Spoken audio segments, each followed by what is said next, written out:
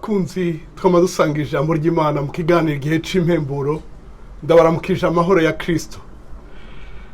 Ijambo dusangira riri mu gitabo ca Matayo, ubutumwa bwiza bwa Matayo canke ubutumwa bwiza uko bwanzwe na Matayo, igice ca 26 umurongo wa 17 na 18.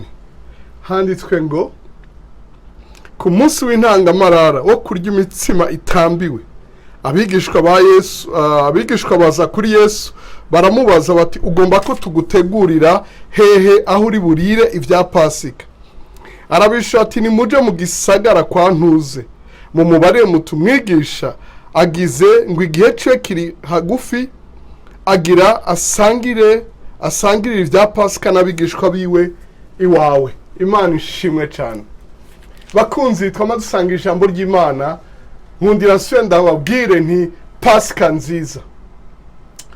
Ijambo ndagusangiza kuri uyu munsi nivuga ngo itegure gusangira ivya Pasika na Yesu. Haleluya. Yesu arashakuza gusangira nawe ivya Pasika iwawe. Oh haleluya. Bavuze ngo kwa ntuze, ntibavuze izina. Kwa ntuze yahasize ikibanza kugira ngo nawe witegure. Imana ihabwe icubahiro. Mpagaze imbere y'umwango nibuka rya jambo ryo mu Vyahishuwe Yohana igice ca 3 umurongo wa 20, ngo mpagaze ku rugi ndaramukije, umuntu niyumva ijwi ryanje akugurura ndinjiriwe dusangire. Imana ihabwe icubahiro. Yesu ariteguye gusangira nawe vya Pasika.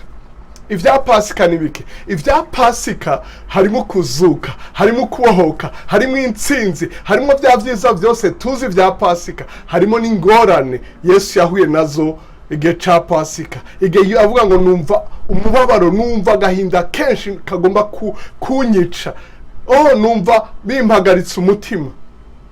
Imana idufashe. Ivyo uri kuracamo ivyo vyose aragomba kuza musangire. Hari ijambo umuvyeyi umwe yaje kuraba Yesu aramwe ati, ndagusavye unyemerere umwana wanje umwe ahagarare iburyo canke yicare iburyo bwawe undi ibubafu bwawe mu bwami bwawe. Yesu aramwe ati, ntibashobora kunywera ku gikombe canje. Reka ndakubarire, hari igikombe Yesu yanwere ko wenyene, igikombe c'amagorwa, igikombe kiremereye, aho yavuga ngo data ureke kindengane, mugabo namba ugomba ko ndakinwerako bibe nk'uko ugomba. Hari ibigoye waciyemo wasengeye ngo birengane, mugabo ntivyarengana. Hari vyakubabaje, hamwe abantu ntibakumve, abandi ntibagutahure. Hari ugutahura wa wundi yakinwereko wenyene.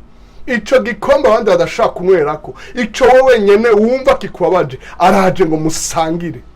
Imana iguhezagire mu kwihangana kwawe, musangire. Urambara uti none isangira ryama ryabaye igihe cose. Yarasangiye n'abigishwa mbere yo kwapfa, asubira gusangira n'abigishwa biwe amaze kuzuka, bamwe babiri bo mu nzira ya Emawusi ngo bamanyure umutsima.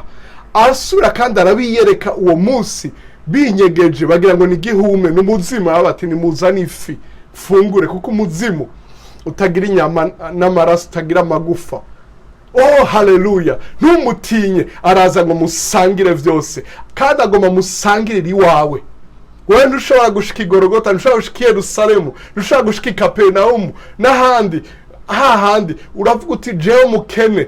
Abakene no muri Egiputa barasangiye umwagazi. Aho uri hose, stati urimo yari yose, uri umutunzi, uri umukene, unezere, ubabaye, ivyo uri kuracamo vyose, uri mukiriyo, uri mu munsi mukuru, agomba kuzi wawe musangire nawe. Yatumye, haleluya, yatumye. Ubandaje gusoma bavuga ngo nuko abigishwa baragenda bikora nkuko yavuze.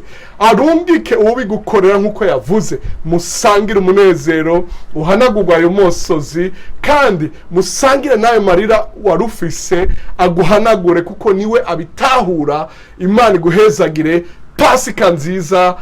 Karibu Yesu iwanje, karibu Yesu iwawe. Imana ibahezagire. Murakoze kudutega yombi.